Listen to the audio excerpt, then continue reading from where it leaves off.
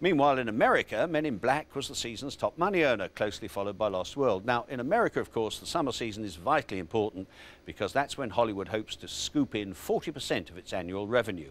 Well, the takings in 1997 were up on previous years, but nevertheless, there's some unease in America because of the increase in great, big, and usually dumb event movies, which nowadays cost at least $100 million. Yes, $100 million. Now, is that obscene or what? Anyway, from New York, Tom Brook reports. From the big city multiplexes to the suburban drive-ins, this was a summer when mega-budget event movies came to the fore. Altogether, a dozen films, each costing more than $100 million, opened in the 4 summer months, saturating the market to such an extent they cannibalized one another's profits. It's impossible to find an audience right now. You have to open to your audience and then fall off, and that's really not good. You know, next week audience, you know, there's so much, it's not only so many movies, the marketing money that's being spent.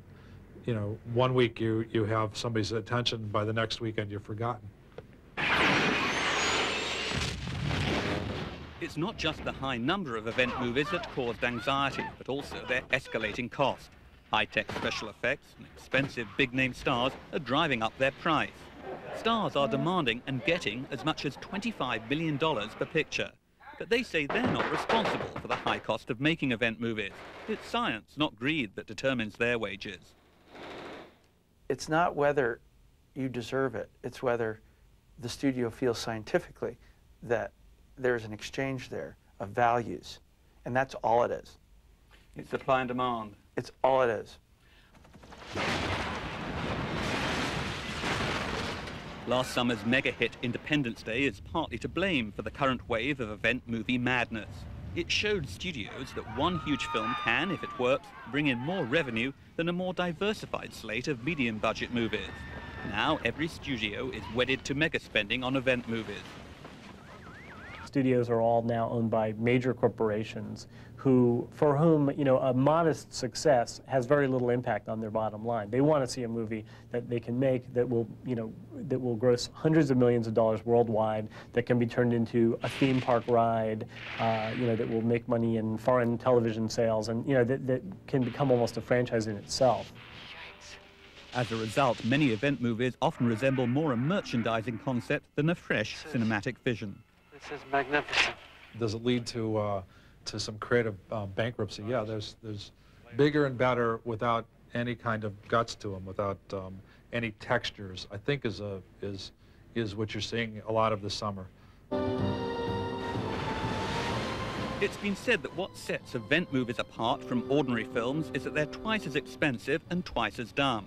Critics generally agree that Speed 2 fell into this category. It was the summer's biggest disaster.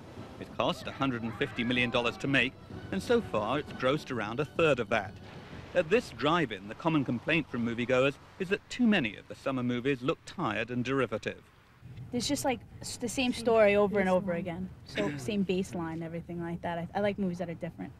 I think every movie has the same plot. I think, you know, they need to come up with something different, actually, to make the viewer come out and spend their money. We're spending $750, $8,000, we're seeing something that's usually garbage to me. What about some of these big event movies, movies like Batman or Speed 2? What do you think of them? Both of them sucked. From the comfort of his Beverly Hills home, Maverick producer Robert Evans has emerged as a guru of sorts for those disillusioned with Hollywood. He believes creativity in filmmaking is being stifled by the high financial stakes involved in making event movies. Absolutely. People are afraid to be original.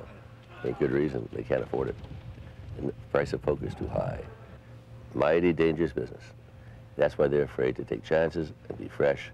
They're looking for what was great last year. And by doing that, there ain't no new trends. They're not trendsetters, they're trend followers. Many view Batman and Robin as a case in point.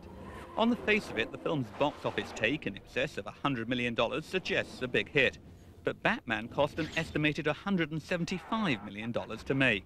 Its performance has been disappointing. Summer moviegoers viewed it as an uninspired retread, and Hollywood is taking note. I think they've told us that if you're going to do a sequel, make it really good, make it outstanding. And there have been some that have really not worked, that it's going to raise a few question marks in some creative meetings over the next few months. After a summer of non-stop event movies, Hollywood's wave of mega spending shows no signs of waning. In fact, the biggest is yet to come with the release later this year of the postponed Titanic. Its budget is estimated to be over $250 million, making it the most expensive movie ever made. Fox, the studio picking up a large share of Titanic's cost, says rather predictably it will be a great film. The early word of mouth has been good, but executives fear Hollywood's current obsession with making bigger and bigger event movies is courting disaster. It needs there needs to be a radical transformation in business, and the business itself seems, seems silly being one of the people leading it, but I feel like it's an industry that's, walking towards a cliff and doesn't seem to be afraid of that cliff, and there's no wake-up call, and nobody's all of a sudden saying, God, we need some sanity in this world. It just is not happening. Titanic should arrive in January, assuming, of course, that it doesn't hit an iceberg on the way over.